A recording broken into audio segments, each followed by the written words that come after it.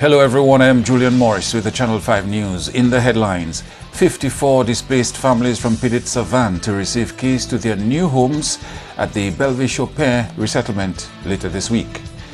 Local trade union capitalizes on construction boom to increase membership, and Antigua reaffirms its support for Venezuela as 5 Caribbean leaders meet with President Trump on Friday. The details of the news coming up. Imagine you have Hollywood at your command.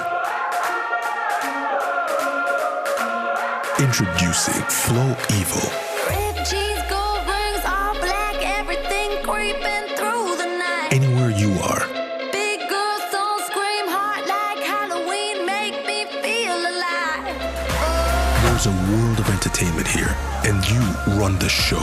Flow Evil. Here are some tips to reduce mosquito presence in and around your home. Keep water storage containers properly covered. Remove containers that can collect water from your surroundings. Keep garbage bins tightly covered.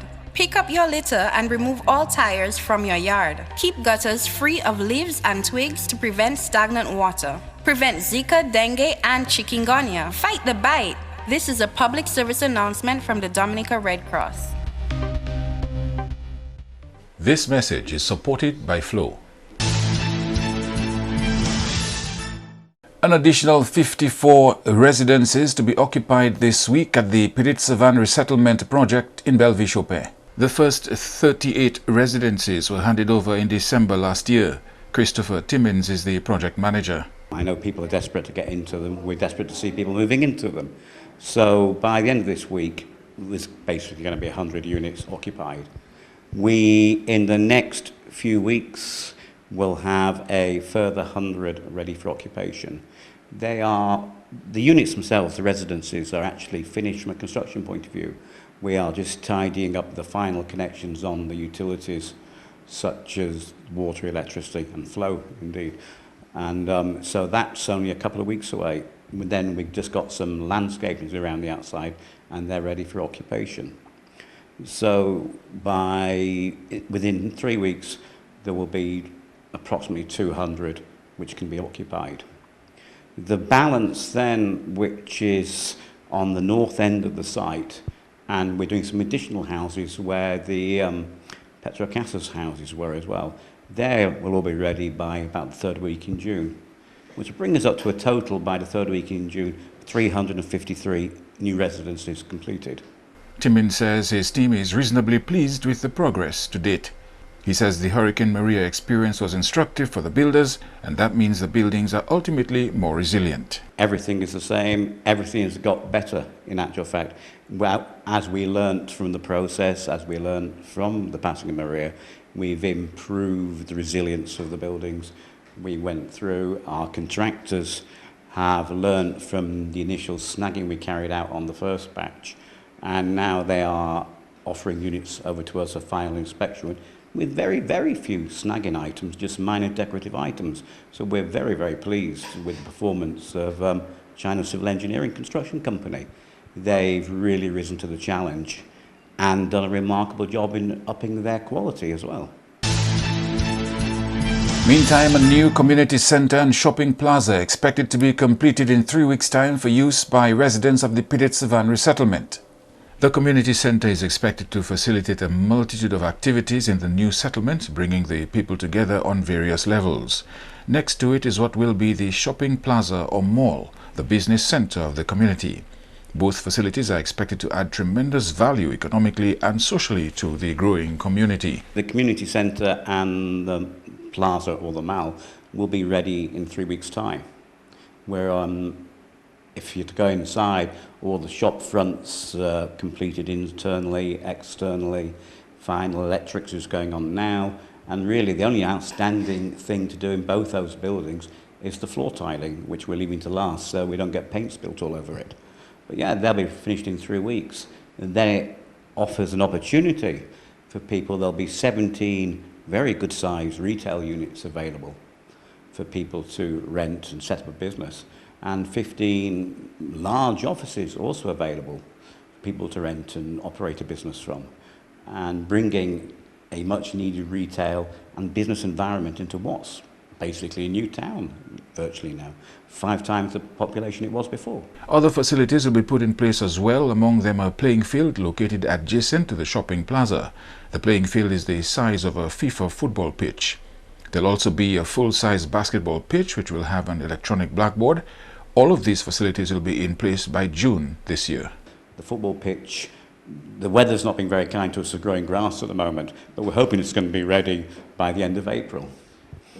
Because the intent is by at the end of April we will have a big handing over ceremony to celebrate the handing over of basically the final units, and also celebrate the people who've already occupied their residences. In other news, a 54-year-old trade union is positioning itself to take advantage of the country's construction boom. Andrea Louis has a report. Dominica's economy is predicted to grow by 9% this year. That's according to a December 2018 report released by the Economic Commission for Latin America and the Caribbean, ECLAC.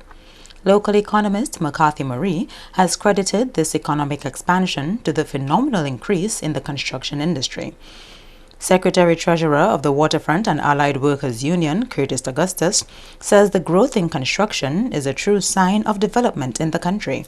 In my days when I just joined the Waterfront and Allied Workers Union, there were construction companies operating, and we had agreement with 3 of the biggest construction companies. The research that I have done tells me very clearly that once you have an expansion in the construction sector, that is a true indication of development in the country.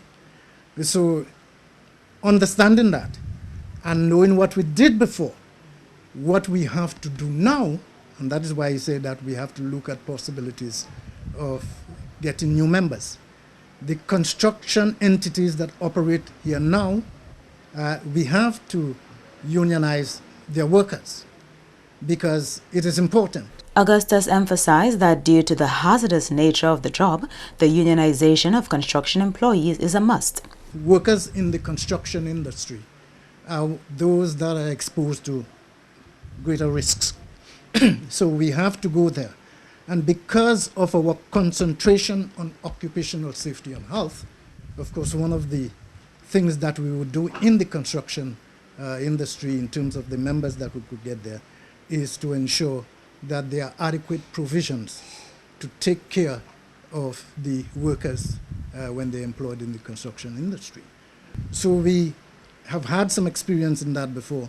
It's just to get it back operational and to make sure that we can get the majority of the construction companies operating in Dominica. Because once you have served for 6 months, you become permanent. The WAWO official says the union's past experience with construction companies means it can be a better advocate for employee rights and benefits under the laws of Dominica. The experience before was that when the construction companies got projects, the workers were more or less tied to the project. So if the project lasts for 1 year, 2 years, or 3 years, then those staff members would be engaged for the 3 years, and when the project comes to an end, then of course your employment ceases at the end of the project. So we are very understanding of that, but notwithstanding that, we feel that once you are in fact engaged, that you should be covered by certain terms and conditions, and the Labor Contract Act provides for such. So we have to monitor to ensure, and not only we, the Labor Department have got to monitor to ensure that the provisions of the law is being observed and complied with. And the public is being urged to help litter wardens in reducing the level of illegal dumping. The proposal for litter wardens arose last year when the authorities were brainstorming ways to combat the unlawful littering in the country. General Manager of the Dominica Solid Waste Management Corporation, Florian Mitchell, says the litter wardens, while doing the job, are being met with challenges and says public assistance would help the situation. Yes, we have a cadre. We have 6 monitoring officers. We have issued tickets, but sometimes this disparity in terms of the distance. For example, somebody might be, for example, we have 2 officers in Portsmouth, right? So sometimes, while probably in Borough Square, somebody pass, you assume that the person's going down to a particular location. When you pass the next day, you saw something too. You understand? So, and that's why we're calling on commuters. I mean, if you're commuting, you must see something. You must see somebody. And if you see somebody, it would be prudent that you let us know. Take a picture. So it is 449-8168 or 616-8168. You can send us a WhatsApp, and we could deal with it from there. I mean, if you send us a picture of a truck tipping something illegally, we will deal with it from there. Mitchell revealed that there have been increased incidents of illegal dumping, and this is cause for concern. What we have noticed is that, I mean, of late we've seen a spike in illegal dumping throughout the highways along the island, and not just that of zinc, sometimes wood, soil, commingled waste. So we want to appeal to the general public to ensure that you transport your waste to a landfill or to an approved location for a particular material. We do not need somebody to beat us, to stop. I mean, it's wrong. We just follow the normal channels, follow the normal procedure, and ensure that your country is clean. I mean, we do not need some foreigner to come and tell us that. We do not need a law to deter us. I mean, we should take pride in ensuring that our country is clean. Mitchell says the corporation is also looking at ways of increasing the number of monitoring officers on the job. Yes, we are looking to. We are looking at a program through the NEP system. I don't want to give too much detail on that, but we are trying to figure out how we could use the NEP system to help us increase on our monitoring officers. But also, we have received commitment from the police officer, traffic department, so they have assigned us a particular officer. So we're just setting about scheduling in terms of doing some patrolling in the hotspots. So we figure if we have the police present, you would see probably a greater compliance from the public with respect to seeing, an officer as opposed to just a monitoring officer with a badge. So we figure that will go a long way. You're watching Channel 5 News. We'll have more after this. Imagine you have Hollywood at your command. Introducing Flow Evil. Red cheese, gold rings, all black, everything creeping through the night. Anywhere you are, Big girls don't scream hard like Halloween, make me feel alive. there's a world of entertainment here, and you run the show. Flow Evil. When persons with TB sneeze or cough, healthy persons nearby breathe in the droplets and the bacteria can lodge in their lungs. People with weakened immune systems such as HIV/AIDS, alcohol and drug users, smokers, children, and the elderly are most susceptible. Persons with a cough should take precautions when in contact with persons in public places. Cover your mouth when sneezing and coughing. Visit your doctor or health center. You must complete your treatment. TB can be cured even with HIV. Be responsible. Help stop the spread of TB and HIV. Protect yourself and others.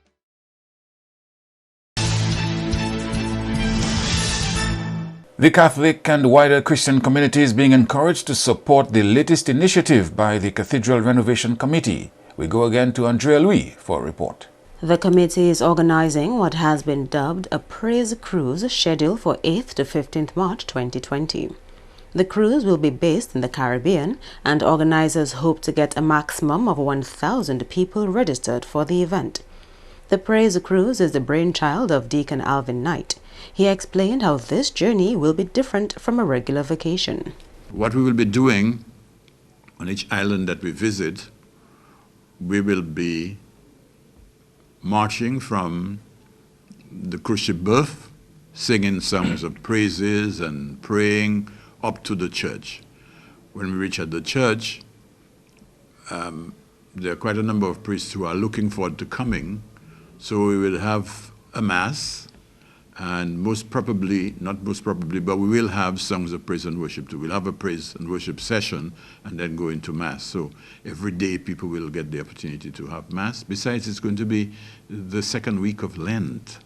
So it's an excellent way, we thought, for people to begin their Lenten season That will be for them like a retreat. Knight says the advertising for the cruise has started early so that people can budget to participate. He also disclosed the ways in which the cathedral renovation project will raise funds from this venture. There's a registration fee of $100 US, that is, non-refundable. And then the cruise, it depends on where you want to stay on the boat.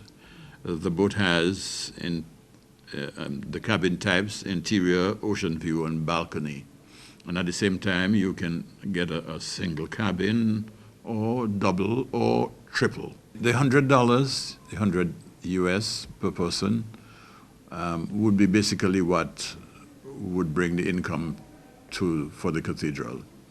But apart from that, depending on the number of persons that register, we can then ask the boat to give us, to give us rooms that we can sell and make some more money out of that. Knight says interest in the initiative has been growing and reaffirmed that the cruise is not only for practicing Catholics. To anybody who wants to come, free to come, They just have to remember it's a Catholic initiative, and a lot of the things that will happen would be Catholic.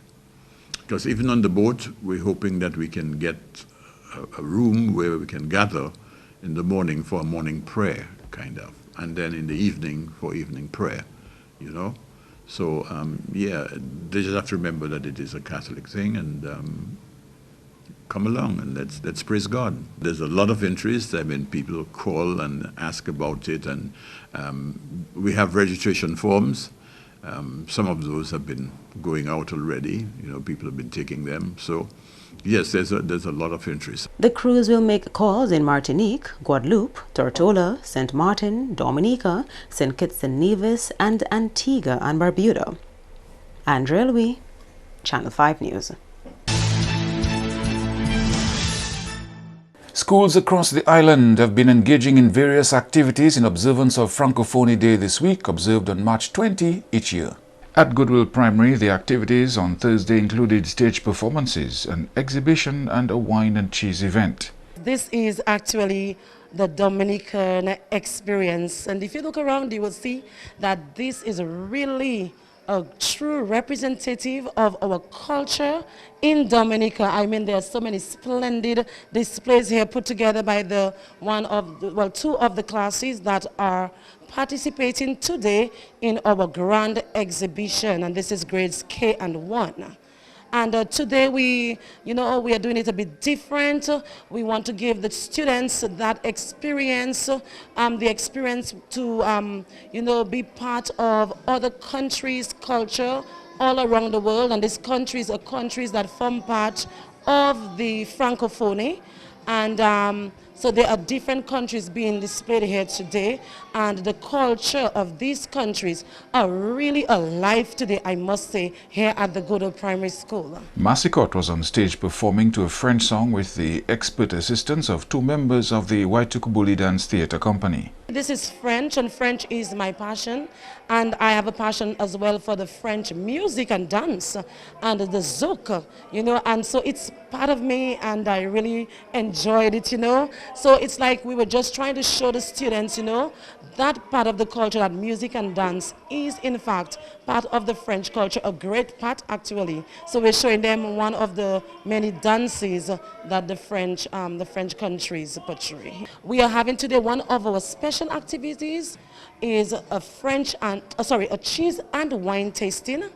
And it's going to be done in a while with the students, and you're welcomed, the students and the parents and the teachers will be doing wine tasting, and the students will be doing cheese tasting. So we have a wide variety of cheeses sponsored by Whitchurch, and I just want to say thank you to Whitchurch, and we also have Pirates and Whitchurch giving us wine for the wine tasting, so I want to say thank you as well as the Ministry of Foreign Affairs, who really is making the prizes for the competition possible. Antigua's Prime Minister Gaston Brown has reaffirmed his country's position on Venezuela as one of principle and respect for the country's sovereignty. Point FM Radio is reporting that the Prime Minister's comments come against the background of President Trump's meeting with leaders of 5 Caribbean countries on Friday. Trump is due to meet with the leaders of the Bahamas, the Dominican Republic, Haiti, Jamaica, and St. Lucia. The Florida meeting is expected to cover a range of issues, including predatory economic practices and the Venezuela situation. Antigua and Dominica are among the majority of CARICOM countries not invited to Friday's meeting due to their unwavering support for President Maduro. Brown reportedly told a farewell dinner for Venezuela's outgoing ambassador, "Support for the current Venezuelan government is difficult, considering the punitive action taken by the United States. He has, however, promised to stand firm despite attempts to cause division within the Caribbean community." Brown is of the view that if the attempt to impose a president on Venezuela is allowed to stand, the same could happen to any other Caribbean country with which the U.S. has a disagreement.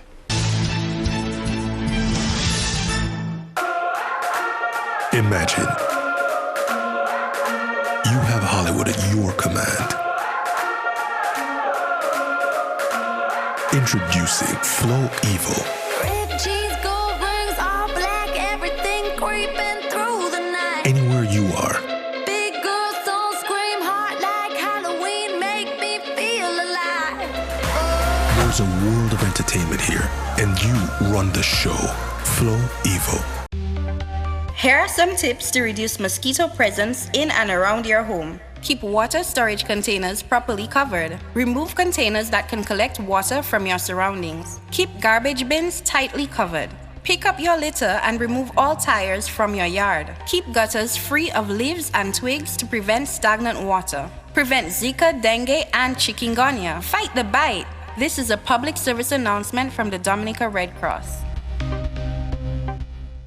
This message is supported by Flow. To end the news, a look again at the headlines. 54 displaced families from Petite-Savanne to receive keys to their new homes at Belleville-Chopin later this week. Local trade union capitalizes on the construction boom to increase membership, and Antigua reaffirms its support for Venezuela as 5 regional leaders meet with President Trump on Friday to discuss issues or developments in that country. Feel free to contact us at news@mapping2k4.com. You may access our past newscasts on our YouTube channel. On behalf of the production team, I am Julian Morris. Thank you for watching. Join us tomorrow.